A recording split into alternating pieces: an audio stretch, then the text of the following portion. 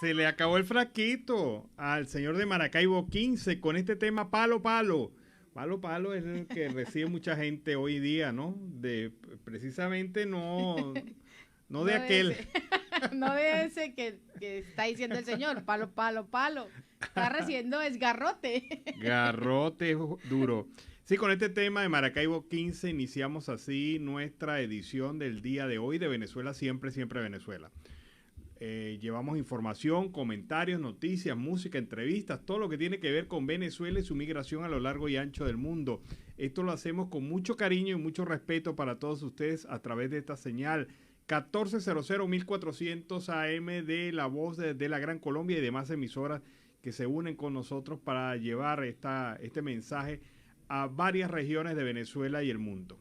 Buenas tardes, Nancy, ¿cómo estás? Buenas tardes, Alan, y buenas tardes a toda esa amable audiencia que está ahí en este dial, en el 1400 AM, La Voz de la Gran Colombia, de nuestras redes sociales oficiales. Síguenos en Facebook, en Siempre Venezuela Radio, en Instagram, @Siempre Venezuela Radio, y en Twitter, @Siempre Venezuela, y en la página web www.siemprevenezuelaweb.com, www.siemprevenezuelaweb.com.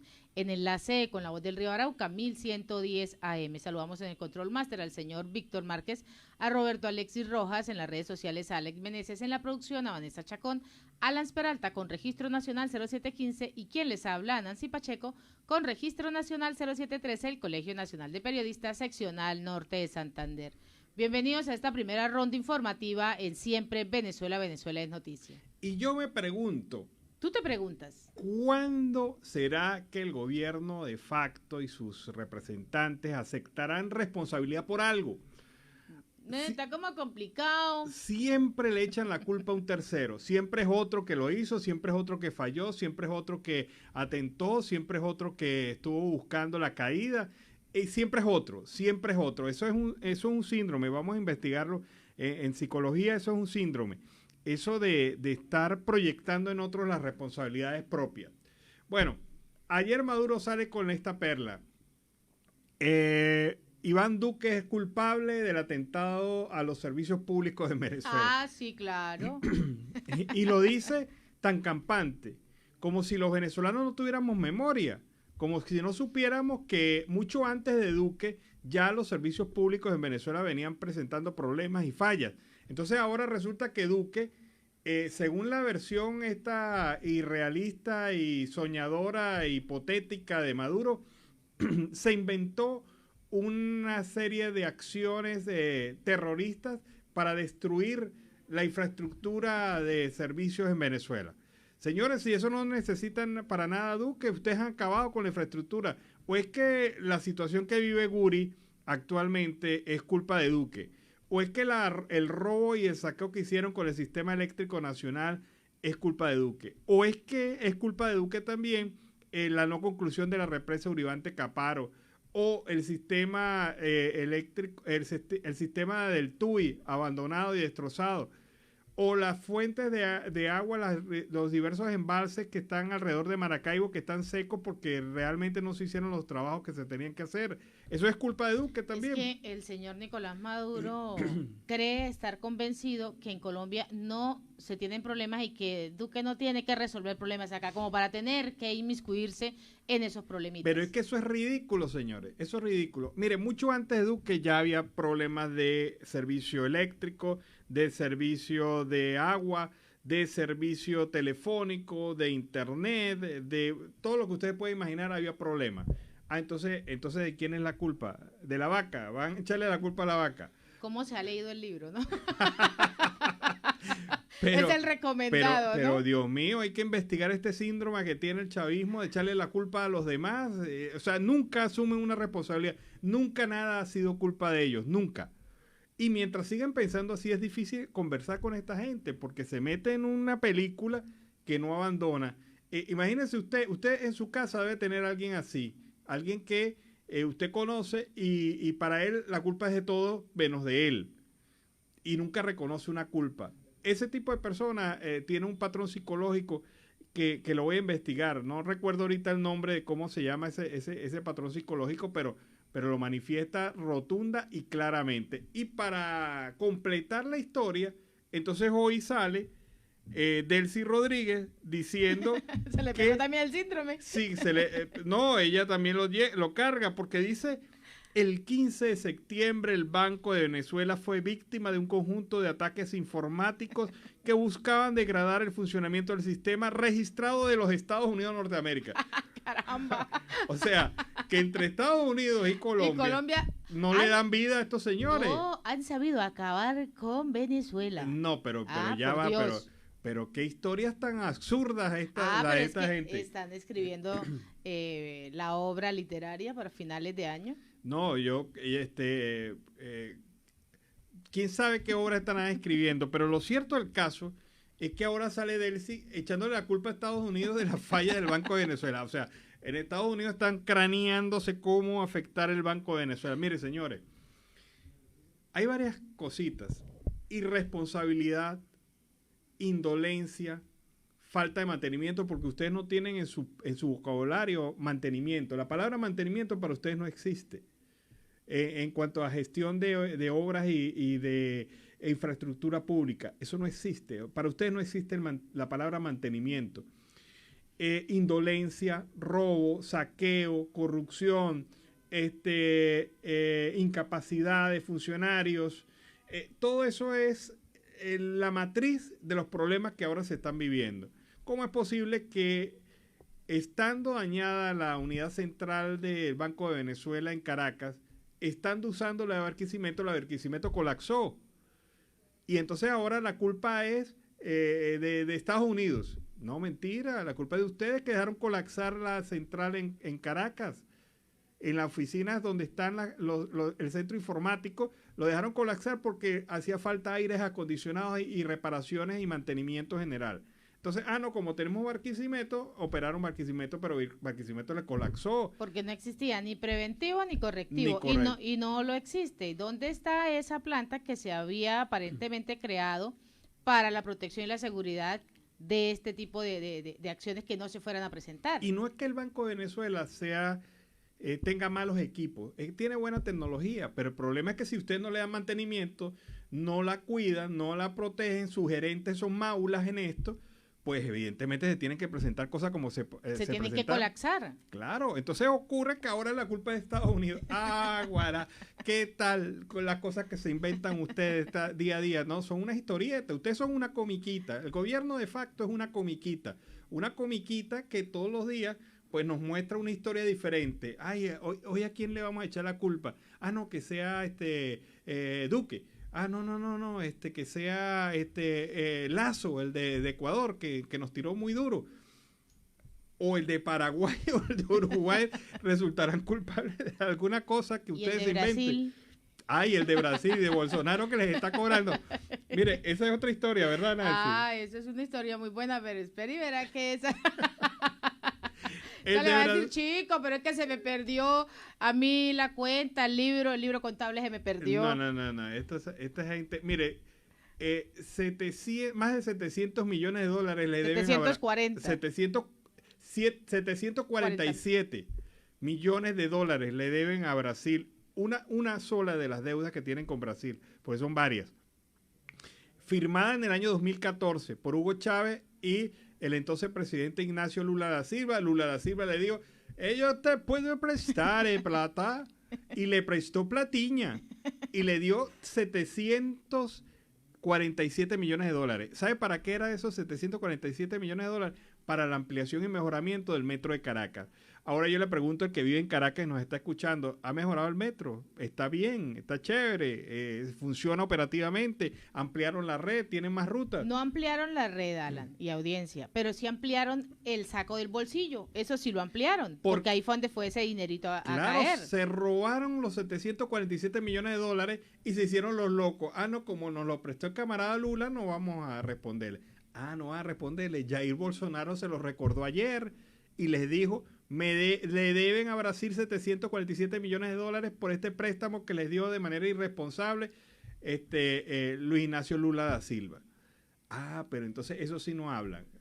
Entonces ahora seguramente el causante de algún otro sabotaje será problema de salud. Problema de salud de pronto se lo van a achacar allá. No. Eso, Problema de salud. pero una vez lo intentaron. ¿No te acuerdas que dijeron que un virus que venía de allá sí, era total. Jair Bolsonaro? Bueno, Por ahí favor. va. Ahorita con este cobro que le están realizando, va para allá. Mañana aparece. Y no hay respuesta, se quedan callados, son unos desvergonzados, sin vergüenza, se quedan callados, no dicen nada sobre esa deuda que tienen con Brasil.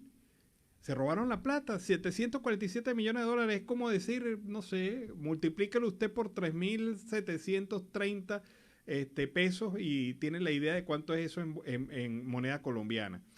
O cualquier otra moneda, pero es que es un realero. Y no hicieron nada, se lo robaron 2014, hasta ahorita que está saliendo la deuda 11 años después, porque el señor Lula da Silva, como ellos son socialistas y se entiende, se quedó callado la boquita, no dijo nada. Pero Bolsonaro no tiene nada que perder, lo dijo todo. Bueno, me deben, ¿cuándo van a pagar? ¿Y ahora qué van a hacer? Bueno, vamos a bajar. Entramos. Dijo don Víctor quedó allá así como estupefacto, dijo, caramba, entraron fuertísimo, pero Nicolás Maduro sigue hablando. Eso es como la canción 1, 2, 3, mambo. Pero Nicolás Maduro sigue hablando y plantea a Castillo el retorno de más venezolanos que hacen vida en Perú. Pues Nicolás Maduro le dijo y le propuso al presidente de Perú, a Pedro Castillo, cooperar para impulsar el retorno de migrantes venezolanos en el país andino y que este sea masivo. Le estuve hablando al presidente Pedro Castillo del plan Vuelta a la Patria. Tenemos más de 42.000 venezolanos inscritos para volver desde Perú y hemos acordado hacer una coordinación a nivel de gobiernos entre Perú y Venezuela, un plan de Vuelta a la Patria masivo. Esto es lo que ha venido mencionando Nicolás Maduro.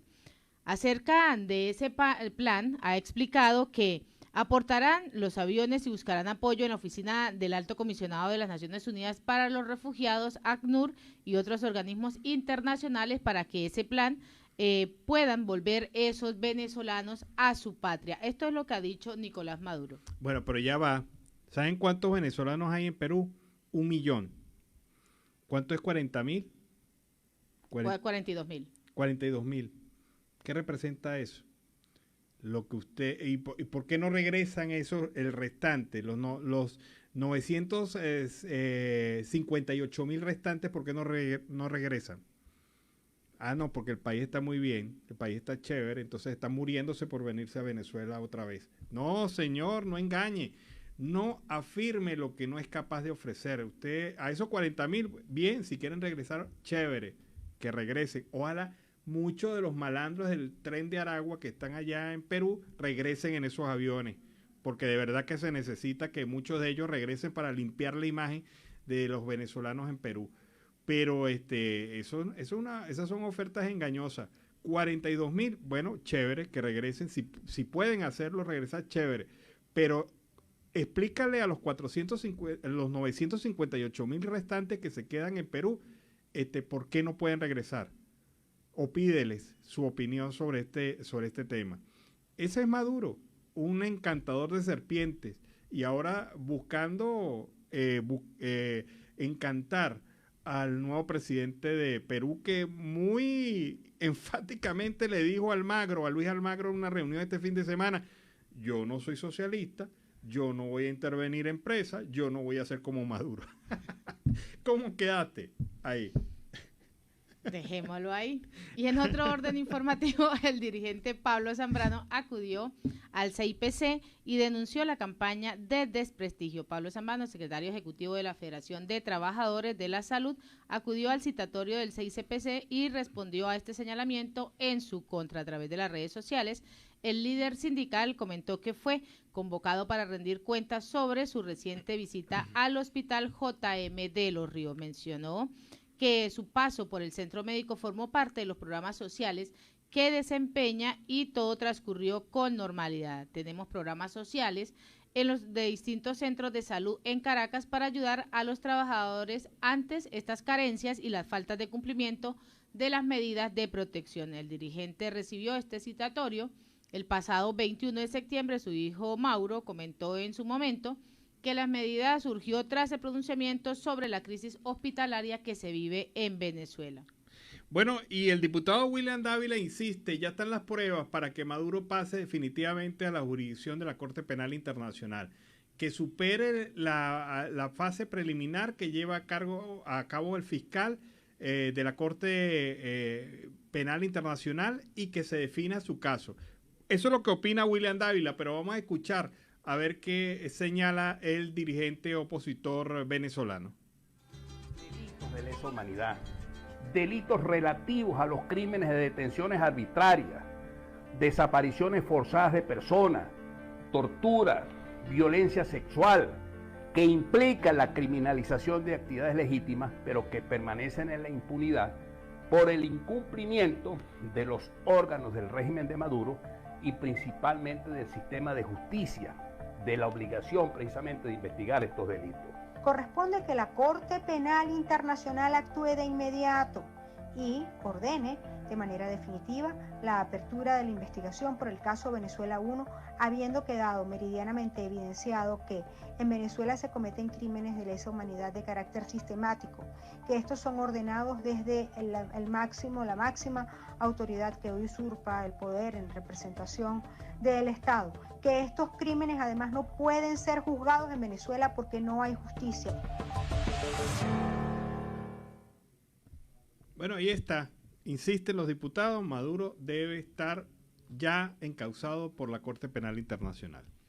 Y nos engañaron de nuevo. Esto es lo que dicen los abuelitos, estas personas de la tercera edad que protestaron en Aragua por la Sputnik 5. Pues un grupo de personas de la tercera edad acudió a la sede de Corposalud en el estado de Aragua para recibir esa segunda dosis de la vacuna Sputnik 5 contra el COVID-19. Sin embargo, ante esta situación denunciaron que fueron nuevamente engañados. Nos engañaron. El ministro de Salud dijo ayer que viniéramos al centro donde nos vacunamos por primera vez, pero aquí la policía nos está vacilando. Esto es lo que han indicado estos adultos mayores y es lamentable esta situación. Bueno, es tan lamentable porque con lo difícil que es moverse en Venezuela, y más adultos mayores. Adultos mayores, tener la gasolina para mover el carro, llevar a la gente, trasladarse, no hay servicios públicos de transporte. Estamos en semana, esta semana del 7x7, la semana ruda del 7x7. Con todos esos elementos, convocan a los viejitos, los llevan hasta allá y cuando llegan allá, ay, mire, se acabaron las vacunas, no hay vacuna. Para usted no hay, hoy no le corresponde otro día.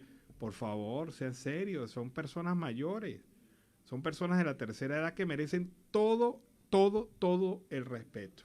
Y tenemos noticia en desarrollo. Excarcelado el preso político Daniel Parra tras 4 años de estar detenido. El día de hoy, el preso político Daniel Parra en el estado Mérida, quien permaneció detenido durante 4 años, en este momento pues se capta un video en el cual fue compartido por el periodista Leonardo León a través de su cuenta en Twitter. Esto es una noticia en desarrollo. Bueno, 4 años y no le dictaron sentencia. Eso es justicia. Ya seguramente le habrá cumplido más de la mitad de cualquier condena que le hubiesen podido colocar. ¿Quién le repone a él eso? ¿Bajo qué criterio se le deja en libertad? ¿Se le sigue procesando?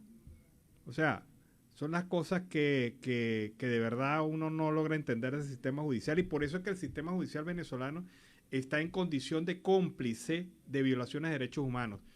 Jueces y fiscales que se han prestado para esta sinvergüenzura. 4 años. ¿Quién le recupera la vida a este muchacho? 4 años sin tener sentencia. Qué lamentable. Habrá que ver su caso, a ver si por lo menos tuvo audiencia preliminar, porque hay algunos que todavía no tienen audiencia preliminar después de todo este proceso. Esa es la situación lamentable y se hace el reencuentro en el video que logramos evidenciar ahorita, que más luego estaremos pasándolo.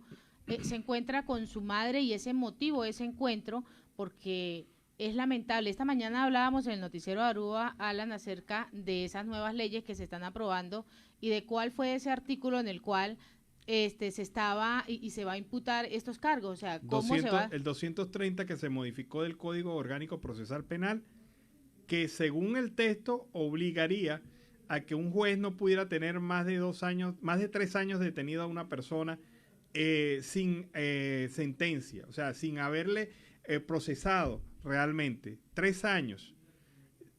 Porque resulta que la detención preventiva se estaba convirtiendo en el pago anticipado de condena. En este caso, muchos venezolanos hasta 6 años detenidos en detención preventiva, imagínense ustedes. Sin realizarle ninguna... Muchos de ellos, o sea, sin sentencia. ¿Qué ocurre en este caso? Que se está violando un derecho humano fundamental, derecho a la libertad. Una persona no puede estar detenida 3 años sin que sepa cuáles las razones por las cuales se le está acusando, o cuáles son las razones por las cuales se le mantiene detenido. Por eso es que modificaron presuntamente ese artículo, pero ahora lo que yo quiero decir, en este caso, decía Alfredo Romero que 63 presos políticos pudieran salir en libertad si eso se cumple, si se cumple el 230, porque esos 63 tienen más de 3 años detenidos, sin sentencia, en condiciones totalmente deplorables, con detención preventiva. 63 pudieran salir, pero ¿cumplirá el gobierno las propias leyes que a través de su Asamblea Nacional cooptada emite? ¿Cumplirá eso? ¿Saldrán 63 presos políticos cuando ya esto empiece su ejecución, esta modificación a la norma? Hay que ver. Esperemos a ver. Y en Siempre Venezuela, Venezuela Siempre, vamos a una pausa comercial y musical. Ya regresamos. Bueno, este tema me parece extraordinario.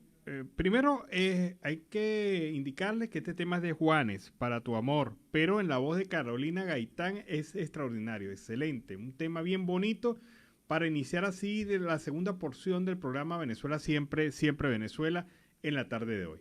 Y tenemos el video de este preso político, Daniel Parra, quien estuvo detenido durante 4 años. Vamos a ver ese momento emotivo con su familia.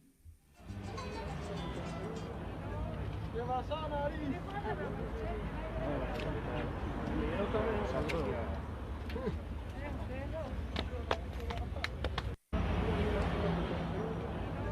¿Qué pasa, nariz?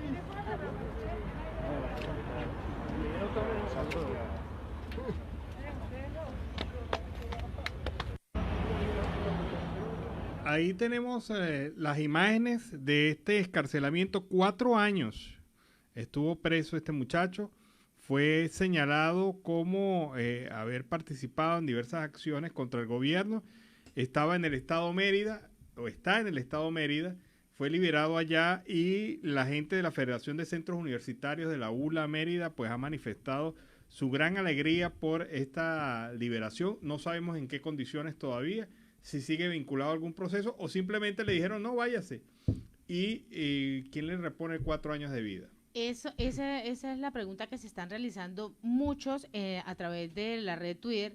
¿Quién le va a responder por esos 4 años que estuvo ahí encarcelado? 4 años perdidos de su juventud, de poder estar al lado de su familia, de seguir sus estudios, de estar en la parte laboral. ¿Quién se los va a recuperar? ¿El gobierno le va a pagar a estos presos políticos y a Daniel por este tiempo retenido? Sí, obviamente eso le importa a ellos muy poco. Bueno, y en otro orden de ideas, otra información, Nervis Villalobos dice que no conoce al ex embajador de España, Raúl Morodó.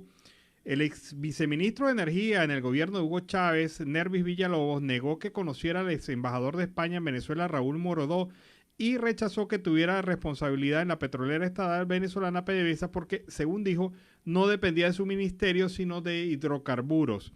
Nervis Villalobos declaró como testigo ante la audiencia que investiga el presunto cobro de 4,5 millones de euros por parte del hijo del ex embajador mediante supuestos contratos de blanqueo de fondos.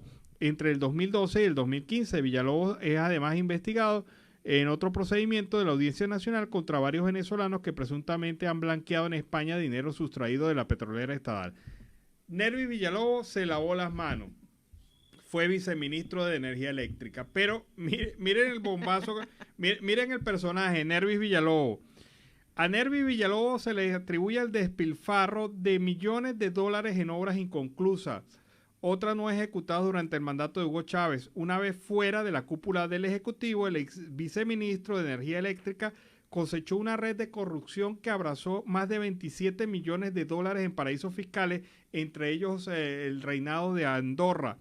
Un informe de la Unidad de Delincuencia Económica y Fiscal de la Policía Nacional Española afirma que también recurrió a un entramado empresarial internacional con tentáculos en España para lavar 53,4 millones de euros de la corrupción en Venezuela. El pasado 26 de marzo, el Departamento de Justicia de los Estados Unidos le señaló como acusado para estar relacionado también en tramas de narcotráfico. Tiene una cola que le van a pisar por andar diciendo que él no tiene nada que ver, pero sí acusando a otros. Pero mira esto, es que es un descarado. Él afirma no conocer a Morodó, que era el embajador de España en el gobierno de Chávez. Morodó se mezcló con esto de la corrupción y de eso está acusado en España.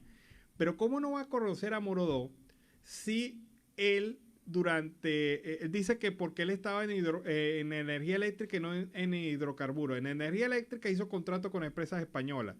Tenía que conocer a Morodó. Después que salió del viceministerio de energía eléctrica, tuvo un altísimo cargo de asesor de petróleos de Venezuela. O sea, él estuvo en la industria de hidrocarburos, en donde, según las denuncias, gestionó contratos a favor de empresas españolas. Y esos contratos a favor de empresas españolas, ¿cómo los conectó? ¿Dónde está el contacto? La relación España-Venezuela. A través de Morodó.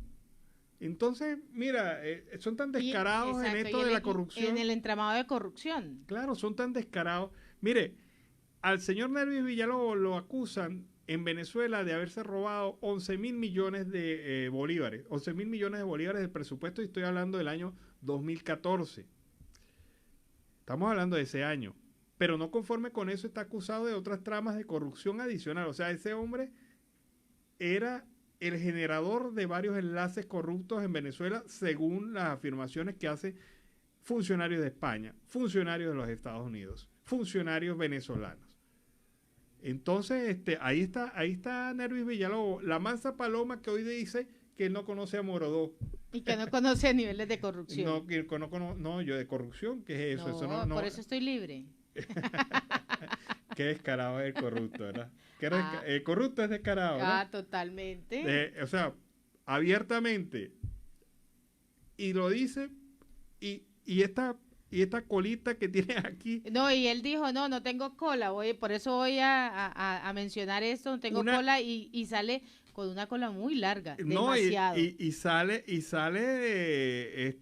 lavándose las manos de que él no estuvo, no, si estuviste en PDVSA, fuiste asesor de PDVSA.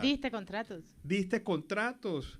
Mira, en el 2008 la compañía española Duro Felgueira, empresa especializada en ejecución de proyectos en el sector energético, asignó al ingeniero venezolano pagos de consultoría para conseguir un contrato de la Corporación Eléctrica Nacional que le permitiera construir un central de ciclo combinado termocentro que abastecería de energía. Le adjudicaron en el año 2009 a esta empresa 1.500 millones de euros. Y según las autoridades, Nervis se quedó con 105 millones de euros. O sea... ¡Oh, my God! Entonces, no conocía a Morodó. Y Morodó era el embajador y el paso necesario para enlazar con las empresas españolas. ¡Qué descaro! Y en Siempre Venezuela siempre vamos con el reporte de nuestro corresponsal, Oliver Luyano, el amigo de todos.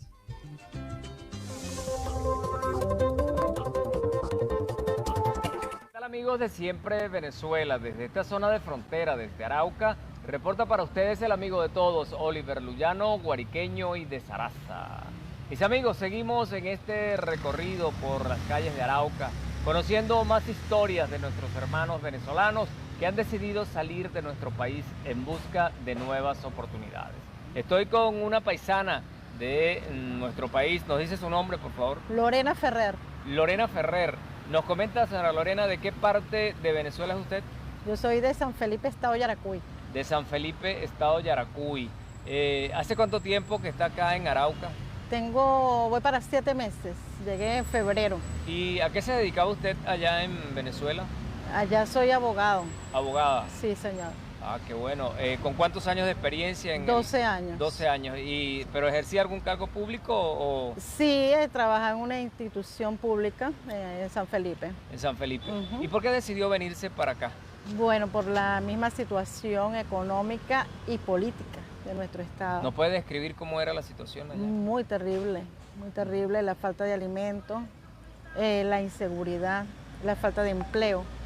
Muy terrible tanto para el profesional y para el que no es profesional también. Ambos sufrimos la situación de la actual situación de Venezuela. ¿Y cómo tomar la decisión de dejar el país y venirse a una zona quizás desconocida? Sí, desconocida ciertamente, pero fue una iniciativa de mi hija, porque mi hija mayor, porque quería venirse porque ella tiene un bebé. Y bueno, me dijo, mamá, vamos para que me ayudes a cuidar el bebé y yo voy a trabajar. Pues resulta que ella se marchó con el bebé y me dejó acá. Ah, pero cuando usted llegó, ¿no tenía ningún familiar acá? Sí, tengo una hermana por parte de padre que teníamos más de 20 años que no nos veíamos y ella nos recibió. Pero igual hasta... ¿Y cómo es esa historia que su hija se fue? ¿Para qué parte se fue? Para San Felipe, ella también es de San Felipe. ¿Se regresó? Sí, se regresó porque el bebé estaba padeciendo, botando los nutrientes por la orina y una cuestión en el pene, pues no lo dejaba orinar bien y allá en San Felipe tenía su cita médica y todo. Tenía más control médico, ¿no? Sí, sí. Cosa difícil aquí, no tuvo acceso a la medicina aquí. No. Señora Lorena, y coménteme, ¿cómo le está yendo aquí? ¿Qué está haciendo? ¿Qué planes tiene? Desde el mes de marzo aproximadamente comencé a hacer arepas, a vender arepas prácticamente por toda Arauca, caminándome toda Arauca y bueno, gracias a Dios me ha ido bien. Hace como 2 meses dejé de venderla porque aprendí a hacer lo que fueron las papas rellenas ¿Cómo son típicas. ¿Cómo fue ese proceso de venderle a los colombianos o aquí en Arauca arepas, que no es muy No es muy rentable? No es muy rentable porque generalmente la arepa te la comes el venezolano. Como el venezolano está aquí prácticamente a diario, Ajá. pues más que todo la comes el venezolano. Pero bueno, aprendí a hacer comida colombiana. Adaptarse a la colombiana. Sí. ¿Y ahora cómo le está yendo con la...? Muy bien, gracias a Dios aprendí a hacer las papas, aprendí a hacer los enyucados y aprendí a cocinar colombiano. ¿Y aprendió también de los dulces, las panochas? ¿Ha hecho las panochas? No, dulce no, pura comida salada. Pues. Pero gracias a Dios, bueno. Ahora dígame, esto que está haciendo, veo en su cara que le da satisfacción, ¿no? ¿Cómo se siente? Sí, porque me gusta. Aparte del derecho en Venezuela, también me gustaba la gastronomía. Y bueno, aquí he tenido la oportunidad pues de cocinar y Ahora, de ¿las papas aprender. dónde las vende? ¿Tiene que salir a la calle a venderlas? Sí. ¿Y qué le dicen los paisanos colombianos cuando los comen? Que son muy buenas. ¿Sí? ¿Y siente que hay alguna diferencia entre la comida colombiana y venezolana? Sí, ciertamente, porque nosotros allá en Venezuela cocinamos con más ingredientes. En cambio aquí con 2 o 3 ingredientes la comida queda muy bien. Allá es más aliños, ¿no? Sí, más aliños, correcto. ¿Y qué piensa volver a Venezuela? Sí, en el nombre de Dios, sí. Ese es mi país, nací ahí, me crié ahí, ahí están mis hijos, ahí está mi familia. ¿Qué piensa usted que ha sido la mayor enseñanza que le ha dejado a usted esta situación que nos ha tocado vivir en Venezuela? Mira, de verdad me toca, como decimos nosotros en Venezuela, me toca la fibra, de verdad. A la edad que tengo, 51 años, haber salido de mi país me duele mucho haber dejado, aunque estamos aquí pasando el río, pero estamos a 13 horas prácticamente. Me duele tremendamente porque no habíamos valorado Venezuela como teníamos que haber valorado antes de haber caído donde cayó. Tantas cosas que teníamos. Muchas, éramos ricos y no lo sabíamos, como bien decimos todos después que salimos de allá. Y estar ahora acá haciendo otras cosas que en algún momento, no tuve valor a hacerlas allá. ¿En algún momento usted pensó salir de Venezuela en la situación que nos tocaba? No. Fue una cuestión así de ya para allá. Vámonos y se dio el viaje y bueno, Pero no, a pesar de la situación que estaba, porque de verdad una situación crítica, con poca comida, bueno, crítica totalmente, bueno, pero se dio. ¿Qué decirle a nuestros hermanos allá en Venezuela que aún están resistiendo la situación que nos ha tocado vivir? Que tengan esperanza, que hay un Dios vivo, que hay un Dios que vive y reina y que Venezuela está en sus manos. Venezuela está en sus manos y algún día y lo más pronto, yo tengo la fe y la certeza de que Venezuela sale adelante porque sí. ¿Se ha imaginado usted cómo va a ser su regreso? ¿Cómo se lo imagina llegar a la casa? Ay, Dios mío, todos los días sueño con eso. Sí. Todos los días sueño con llegar a mi casa, ver a mi hijo, que todos los días lo veo por WhatsApp, pero ver a mi nieto, espera el regreso de mis nietos que se fueron también. ¿Y tiene más familias fuera de Venezuela? ¿En qué países Sí, tengo 2 hijas en Medellín, que también se separaron, siendo hermanas, están en Medellín, pero están separadas. Se le endureció el corazón. ¿Esta situación ha hecho que las familias se separen? Sí. Que terrible. Padres, sus hijos no los ven. Sí, una situación dura, ¿no? Terrible, muy terrible. Bueno, señora Lorena, gracias. Quisiera que dejara un mensaje final pues para todos los que nos están escuchando y nos ven a través de nuestra plataforma. Bueno, te doy las gracias, de verdad. Jamás pensé que me iba a tocar esta oportunidad de hablar de mi país, de expresar de verdad lo que siento, de que me doliera tanto, porque de verdad me duele. Pero tengo la esperanza y la fe de que voy a volver a ayudar para que Venezuela salga adelante. Bueno, muchas gracias. Mis amigos, una historia más de una madre que tuvo que salir en busca de mejores condiciones para su familia, para sus hijos. Y bueno, son las historias que nosotros queremos que ustedes conozcan, que ustedes vean, que el mundo conozca lo que nos ha tocado vivir a los venezolanos fuera de nuestra patria. Desde esta zona de frontera, desde Arauca, reporta para ustedes el amigo de todos, Oliver Luyano, guariqueño y de Zaraza.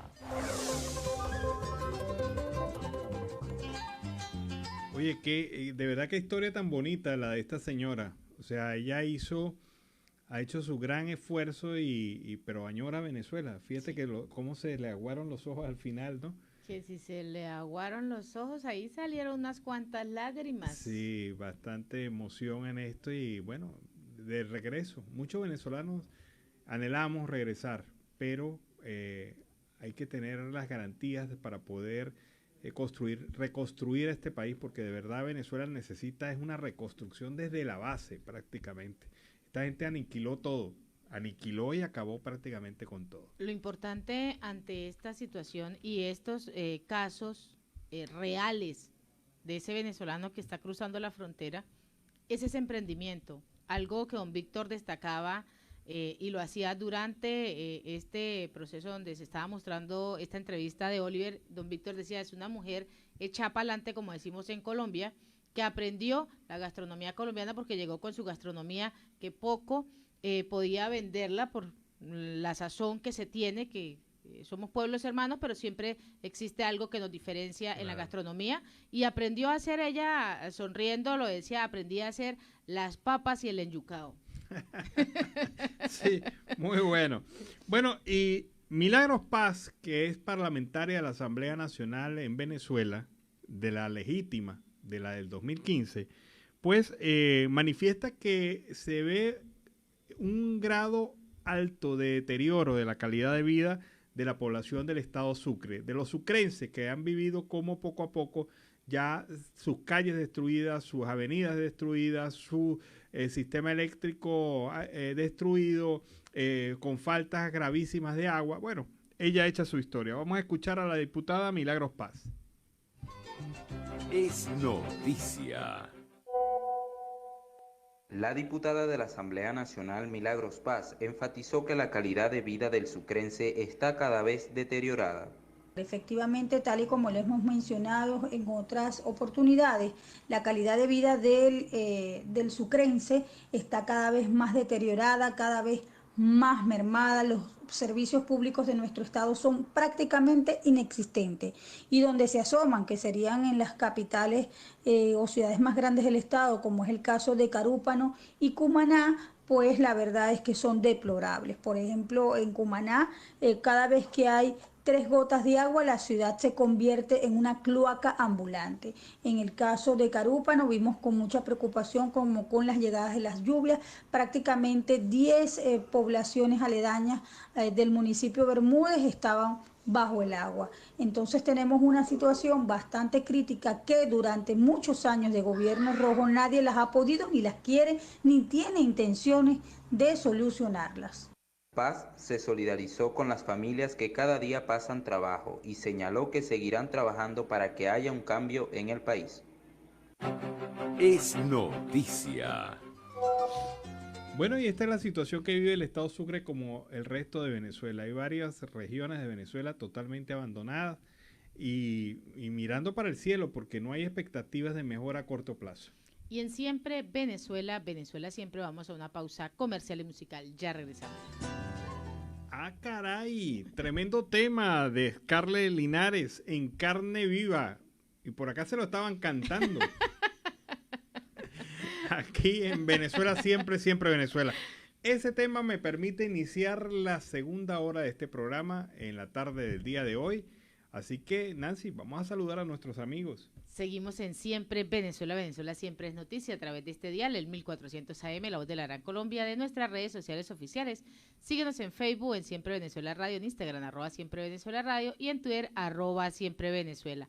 En enlace con La Voz del Río Arauca, 1110 AM. Y en esta segunda hora se incorpora Radio Delfín 1060 AM. Saludamos en el Control Master a Robinson Cárdenas, a nuestro corresponsal Carlos Uzcategui y a toda esa amable audiencia que está ahí, pegadita, pegadita. Continuamos con más información.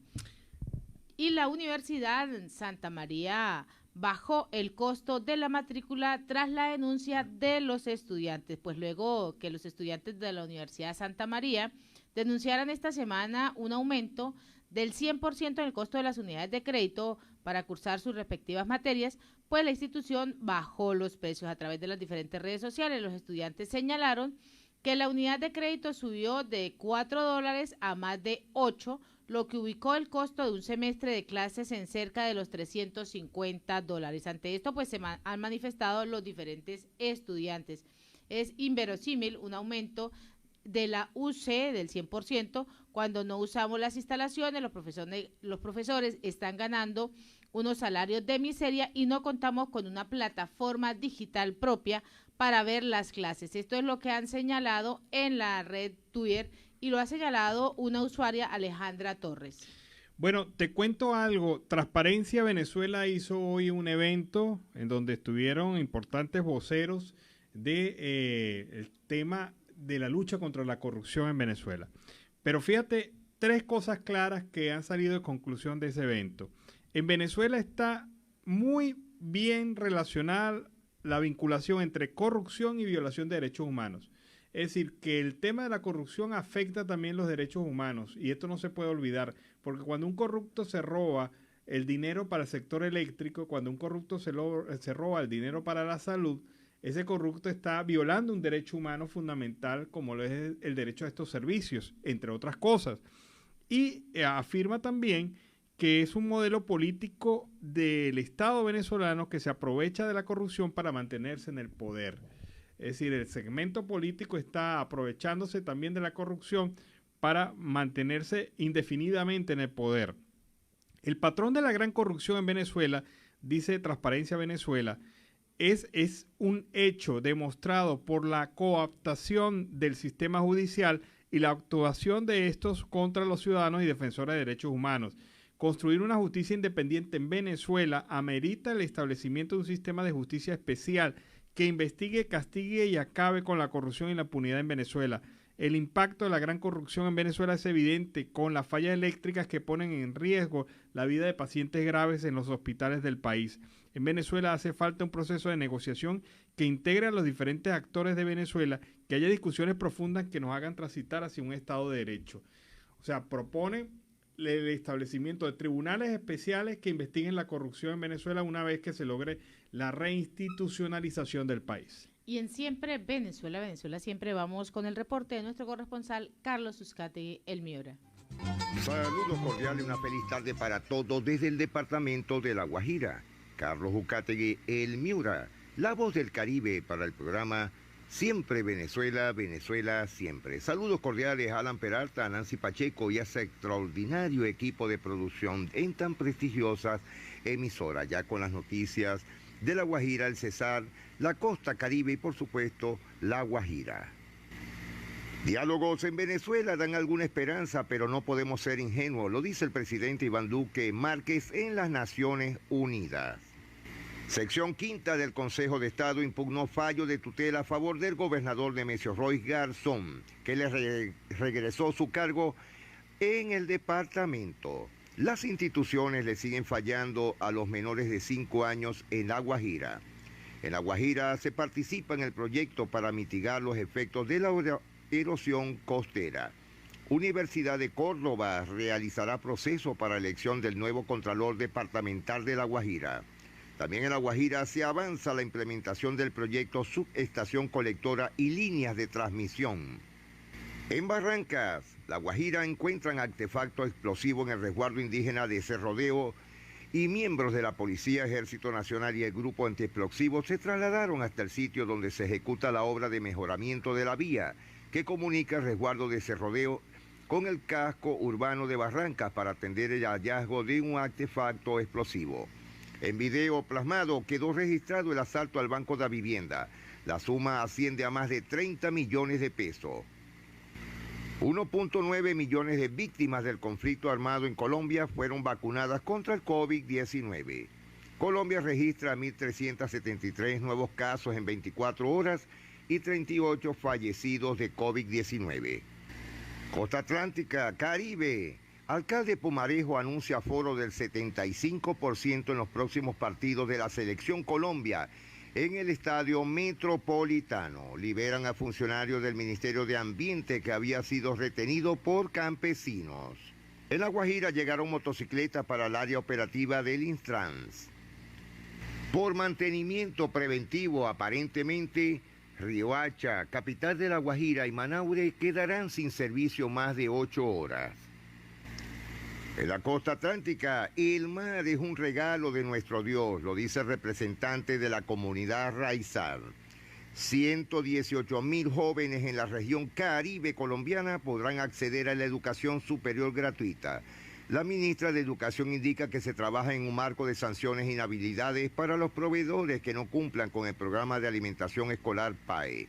Polémica por el aumento de tarifa de peaje en Galapa y Sabana Grande. El Ministerio de Transporte fijó el aumento hasta el 2025 para Galapa y Sabana Grande. Rechazan la nueva caseta en Arroyo de Piedra. Primicia, Tommy masacre y negover detrás de ataques a conductores. Pico de las lluvias, según el IDEAN, será en octubre y noviembre. En Atlántico funcionan 113,000 negocios, dijo el DANE. Monómero se está quedando sin flujo de caja. ¿Oíste, Alan? Sin flujo de caja. Ya son 9 los candidatos para la rectoría de la Universidad del Atlántico. Enrique Vives será trasladado a la cárcel de Ternera en Cartagena. Extorsión en el Caribe colombiano es el fantasma del que huyen los comerciantes. Con un picnic y feria gastronómica al aire libre, novedades del Catedratón. Al igual que también siguen navegando por la Feria Insular del Libro de San Andrés Islas. Presupuesto de la región Caribe crece de 9.6 millones a 12.3 billones. ISA Intercolombia comienza la construcción del proyecto Sabana Larga Bolívar. Estudiantes en la costa Caribe estrenan instalaciones del Instituto Técnico de Comercio. Firman pacto para reducir brecha de pobreza en Barranquilla. Alcaldía y más de 20 fundaciones del sector privado firmaron este documento con el que se busca llevar bienestar a los barranquilleros. En el caso de los medios de comunicación, asociaciones de medios instan a valorar el periodismo en ecosistema digital. La iniciativa agrupa a cerca de 40.000 medios de comunicación de diferentes países. Con 16 países, Santa Marta Magdalena realiza el Mundial de Natación con aleta. Anthony de Ávila amplía la lista de futbolistas colombianos involucrados en narcotráfico. El fiscal nacional de Colombia anuncia proyecto de seguridad ciudadana y justicia. También la ANDI mejora la percepción sobre el sector de petróleo-gas en Colombia. Recompensa en el atentado al ejército por responsable de atentado terrorista en el sur de Córdoba. Las autoridades ofrecieron hasta 200 millones de pesos para dar con el paradero de los autores materiales de este hecho dirigido contra el Ejército Nacional de Colombia. Por fin, después de muchos años, Vía La Cordialidad en Cartagena de Indias estrena el alumbrado público. Incautan cargamento de tubos de acero de contrabando en la frontera colombo-venezolana. Investigan procedencia de 59 haitianos retenidos en Bosconia. Ediles Amarios reclaman seguridad en puentes peatonales. Liberan 135 especímenes de fauna silvestre en el Cesar. Reclusas de cárcel de Cartagena de Indias se capacitan como operarias en bisutería. El 60% de Cartagena estará sin agua durante 24 horas a partir del día de hoy. El ministro de Educación lo dijo muy claro en la costa Caribe, hay que redoblar esfuerzos para que los niños regresen a las aulas. Findetel presentó las rutas del desarrollo sostenible del sector salud. Por inundaciones se inicia evacuación de familias en la costa y las lluvias arrecian en la región Caribe por la nueva onda tropical. Crisis de combustible se resolvería en el transcurso de la semana. Alarma en Riohacha, capital de La Guajira, por muertes de menores de edad a causa del dengue. 75 guajiros ganaron en proyectos audiovisuales con el MICTI. Rectores de potencia de 500 kilovatios recibirán proyecto de transmisión de energía renovable en La Guajira. Hacen mural en Hato Nuevo para conmemorar Día Internacional de la Paz. Consentimiento vallenato, no, lo dice Luis Mario Oñate. Yo voto por el que diga Poncho. Luis Mario Oñate también volteó la arepa. El rey de la piquería, Luis Mario Oñate, a través de un video dijo que apoya al candidato que diga Poncho Zuleta. Pese a las obras de ampliación del acueducto, habitantes de Aguachica se quejan por la falta de agua potable. En Valledupar instalarán cámaras de fotodetección para sancionar a los que se parqueen en lugares prohibidos. Lo dice Tránsito de Valledupar. La empresa minera Dromo abrió oferta de empleo, salario de 10 a 12 millones. En libertad, implicados en red de corrupción con empresas del Cesar, Federman Gómez Zapata y el empresario Fabio Benavide fueron imputados por los delitos de concierto para delinquir y cohecho. El taekwondo del Cesar le apostará al relevo generacional. Y ya muy pronto estrenarán Freestyle y Total, el primer reality show sobre arte urbano en Colombia. Se inició la construcción de la Plaza Cultural en el barrio Villa Marian, en Valledupar. Abiertas las inscripciones para el concurso Los Niños Pintan el Festival Vallenato. Desde este martes 21 de septiembre hasta el próximo 4 de octubre del 2021 estarán abiertas las inscripciones en el concurso Los Niños Pintan el Festival Vallenato. Carlos Ucategui, el Miura, la voz del Caribe, retornando a los estudios. Bueno, y fue el primer reporte de Carlos Ucategui, el Miura, desde La Guajira Binacional. Y hay una información también de última hora del Consejo Nacional Electoral. Extiende hasta el viernes las modificaciones de las candidaturas.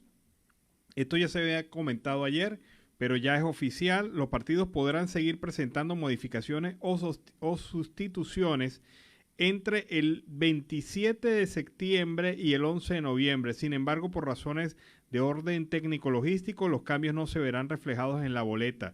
Los partidos podrán hacer estas modificaciones hasta el viernes y solamente hasta el viernes habrán los cambios reflejados en las boletas. Después del viernes, el rostro del candidato es el que esté allí fijado. Es el que queda. Pero sí se harán los ajustes y los comentarios que se deban hacer para que la persona sepa que si sella ese o si marca ese candidato, el voto irá para tal o cual candidato que se haya modificado posteriormente a esta fecha. El mensaje publicado en la cuenta de Twitter, el CNE aseguró que las organizaciones con fines políticos podrán presentar las modificaciones a las candidaturas hasta este viernes. El Poder Electoral recordó también que, cumplido el plazo, los partidos podrán seguir presentando sus modificaciones hasta el 11 de noviembre.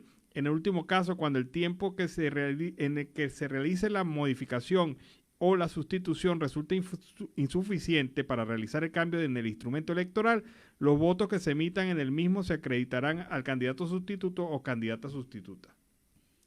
Lamentable, cada día en este proceso se ha escuchado, y en medio de todos los entrevistados que hemos tenido, Alan y audiencia, se ha escuchado el tema: vamos a recuperar a Venezuela, pero no tenemos un plan real para quitar este gobierno de facto. Sí, son condiciones que de verdad hay un proyecto, hace falta un proyecto que convenza al país de que hay una real esperanza de cambio. Están haciendo un gran esfuerzo algunos, pero sin duda alguna todavía el tema de la unidad, que es fundamental para crear confianza, no se ha logrado y está allí reflejado en este tema electoral. Y en un material audiovisual que vamos a presentar en este momento, es una vergüenza, y esto lo dicen estos salones de la Facultad de Ingeniería de la Universidad del Zulia. Así se vienen presentando estas entidades. Salones de ingeniería. Esta partecita usted la conoce. Esto es por donde está el Salón de los Obreros. Mira la belleza esta. Haciendo una inspección para medir qué condiciones podemos tener nosotros de comenzar a trabajar. Con trabajo voluntario. Y sí, y como dice la amiga aquí, con trabajo voluntario, porque ni siquiera para barrer, ni echar agua siquiera, nada, aquí no hay nada. A los samecitos como los tenéis, ¿ves? Estos son los videos que deberíamos de viralizar para tomar en cuenta a las personas que vienen a trabajar y que sí les duele la Facultad de Ingeniería. Bueno, la voz que escucharon al final es de Carmen Escalante, presidenta del Centro de Estudiantes de la Facultad de Ingeniería de la Universidad del Zulia. Vean ustedes cómo están las condiciones de una de las universidades más importantes de Venezuela. El resto de las instituciones universitarias en Venezuela están en situación caótica, en infraestructura, en mantenimiento. No hay cómo pagarle a los obreros y tienen que hacerse como se hizo en la Universidad Nacional Experimental del Táchira. Se tuvo que hacer una jornada con los mismos estudiantes que se prestaron para regalar el cloro, regalar las mopas, regalar las escobas, los recoge basura, para poder hacer algún trabajo de limpieza y mantenimiento dentro de la universidad. Docentes, estudiantes, personal obrero y administrativo participaron en esa jornada, pero creo que también se está viendo que esta es la única manera de atender a las universidades, por autogestión y porque las universidades logren convocar a sus propios integrantes para poder desarrollar actividades de mantenimiento y limpieza. Ojo, el gobierno de facto no les está dando recursos a las universidades. Y todo es de carácter voluntario, todo es de motivación, porque si quieren ver abierta la universidad, tienen que hacer ese esfuerzo los estudiantes, los obreros, los trabajadores de la propia universidad, los docentes universitarios. Pero ese es el país que realmente se quiere, donde hay Esa es la verdadera realidad, y ahí es a donde el gobierno dice, bueno, vamos a clases presenciales en todas las instancias básica, media y universidades, y no existen las garantías. Bueno, te cuento que ahí en la Universidad del Zulia, en esa Facultad de Ingeniería, se le dio un contrato de mantenimiento a una cooperativa bolivariana. Y vean ustedes las condiciones en las que estaba el plantel, la universidad, esa facultad. Ahí está la respuesta. No puede iniciarse clase bajo unas condiciones tan de abandono, porque definitivamente ese no es el ambiente propicio para educar. Así es. Y en Siempre Venezuela, Venezuela Siempre, vamos a una pausa comercial y musical, ya regresamos. Bueno, y el tema era Labios Rojos de Billy. quien nos ha presentado este tema durante la tarde de hoy para así darle ese inicio al último pedacito de la torta de Venezuela siempre, siempre Venezuela, ese que se disputa la gente al final y que siempre pues queda allí sobre la mesa y todo el mundo mirando para los lados, pero todo el mundo con ganas de comérselo. Ahí está este pedacito de Siempre Venezuela. Seguimos en Siempre Venezuela, Venezuela siempre es noticia. Y en otro orden noticioso, es un maquillaje. Pues el Control Ciudadano rechazó la reforma del Código Orgánico de Justicia Militar. La ONG Control Ciudadano emitió el día de hoy un comunicado en el que rechazó la reciente reforma del Código Orgánico de Justicia Militar aprobada por la Asamblea Nacional electa en el año 2020. La reforma express del Código Orgánico de Justicia Militar realizada por la Asamblea Nacional de espaldas a la sociedad y a las organizaciones no gubernamentales especializadas, pues ha dado como resultado un contenido tan pobre como inútil en el que el Estado venezolano pretende lavarse la cara ante la vigilancia internacional por la violación en derechos humanos que ha venido cometiendo en el marco de la aplicación de la justicia militar. Esto es lo que ha venido señalando la presidenta de la ONG, Rocío San Miguel. La reforma de apenas 6 artículos al Código Orgánico de Justicia Militar no aborda los graves problemas de fondo que tiene el texto legal. Esto es lo que ha venido destacando San Miguel. La reforma debió abordarse como una reforma integral y en conjunto con el Código Penal, con debates públicos sobre temas importantes para el país. Bueno, y el periodista Javier Mayorga presenta en su blog Crímenes y Castigo una noticia bastante interesante. ¿Recuerdas tú el asalto hace poco a unos carros blindados con dólares? Sí, totalmente. Bueno, eso ocurrió en Caracas y teníamos años, de verdad que años que no sabíamos de asaltos a blindados. Que fue de película. Sí, que fue de película. Pues bien, hoy publica este periodista Javier Mayorga que la FAES, la temida Policía Especial de la Policía Nacional, está hasta el cuello en el robo de la remesa. Las pesquisas de la Policía Judicial ha permitido la identificación de casi todos los participantes en el asalto que fue perpetrado en la avenida Boyacá, en la ciudad de Caracas. Pero en esa investigación se ha demostrado que hay la vinculación de funcionarios del FAES, quienes habrían actuado directamente en el asalto. Uno de ellos, además de un funcionario de seguridad del banco, Dixon Daniel Fernández, quien fue amenazado a muerte por estos otros malandros, porque no son funcionarios policiales, son unos malandros que atracaron a esta unidad, dio la información, dio el pitazo de cuál era la ruta, quiénes iban con la unidad, etcétera, etcétera. Pero entre lo descubierto estaba nada más y nada menos que el inspector jefe, un inspector jefe, Roger Álvarez Bracho, supervisor jefe que comanda la base de la Fuerza de Acciones Especiales en el 23 de enero en Caracas. O sea, un jefe de unidad de parroquia era el que comandaba la acción, o fue el que comandó la acción en contra de este banco que trasladaba en blindado su dinero. Pero increíble que estos son unos malandros, estos no son policías. ¿Cómo se puede entender esto? Casi todos los delincuentes que estuvieron en este atraco eran policías del FAES. Casi nada. O sea, increíble.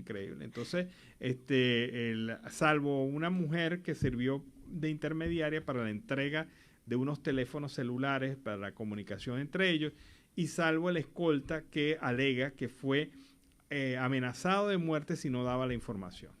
Y en Siempre Venezuela, Venezuela siempre, vamos con el segundo reporte de nuestro corresponsal Oliver Luyano, el amigo de todos.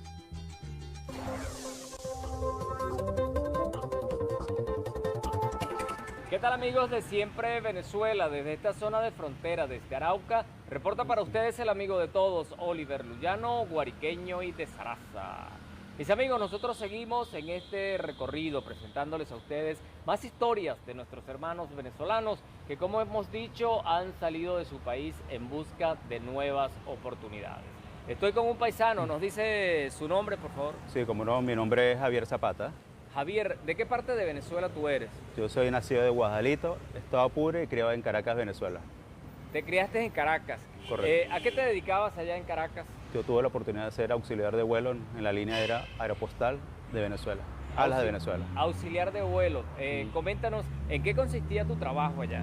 Atender a los pasajeros en cabina y darle un buen servicio a bordo y bueno, darle lo mejor de sí en pleno vuelo. O sea, tuviste la oportunidad también de visitar muchos países. Correcto, sí, tuve la oportunidad, exactamente. ¿Y pernoctaban en alguno de esos países donde...? Sí, como no, Aeropostal Alas de Venezuela iba para Lima, o sea, Perú, Quito, y en ese Ecuador. momento, cuando ustedes llegaban a esas ciudades, ¿cómo los trataban? Súper bien, ¿cómo no? ¿Qué decía la gente de Venezuela? ¿Qué hablaban ellos sobre Venezuela? Hay mucha inmigración también de ecuatorianos y peruanos en Venezuela, entonces ellos decían cómo estaban nuestros paisanos allá. Les digo, bien, porque la moneda estaba súper... Era una moneda fuerte. Correcto, y un clima distinto a todo. ¿Y hace cuánto tiempo que dejaste de prestar servicio para la empresa?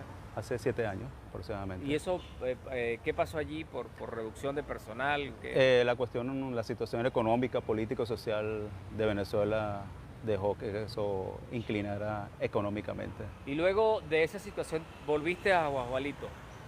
No, tuve una oportunidad de ir a Estados Unidos, un año sabático que tuve. Estuve allá para Estados Unidos. Correcto, tener otras oportunidades. Y luego de allí te vienes, ¿cuándo llegas aquí a Arauca? Llego a Arauca hace 2 años, en el 2019.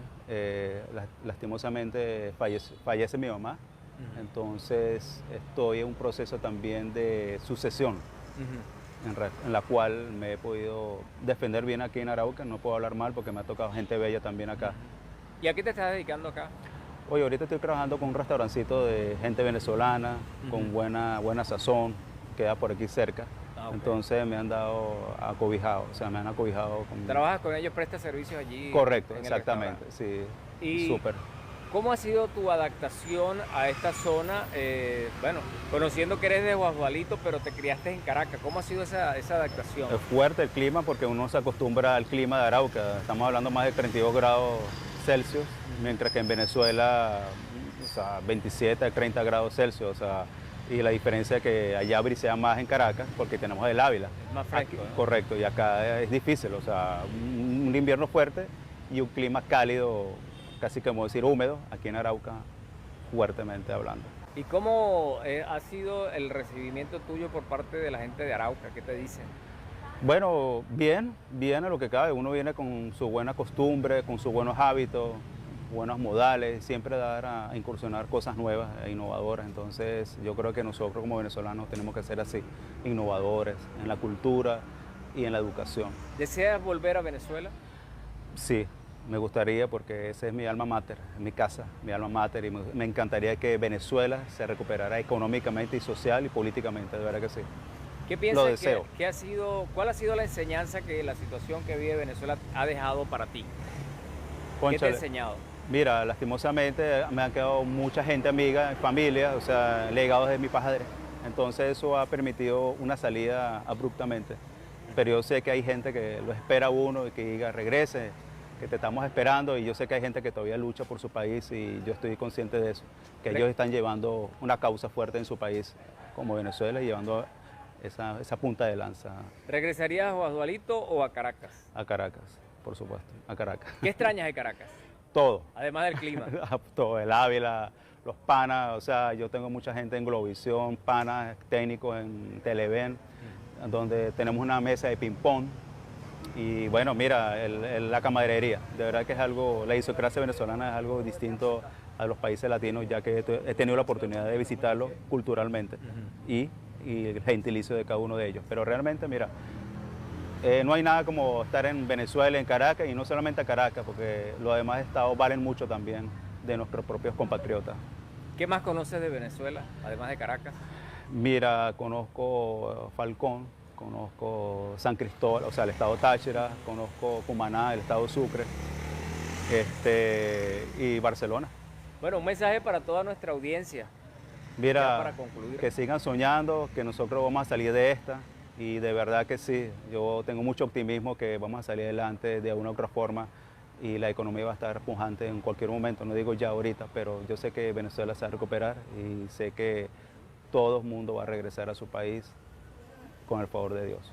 Bueno. Y con las bendiciones por delante. Amén. Gracias, mi hermano. Dale. Bueno, mis amigos, Un gusto. seguimos nosotros presentándoles estas historias de nuestros hermanos que, bueno, por diversas razones salieron de nuestro país y hoy sueñan con regresar. Desde esta zona de frontera, desde Arauca, reporta para ustedes el amigo de todos, Oliver Luyano, guariqueño y de Saraza.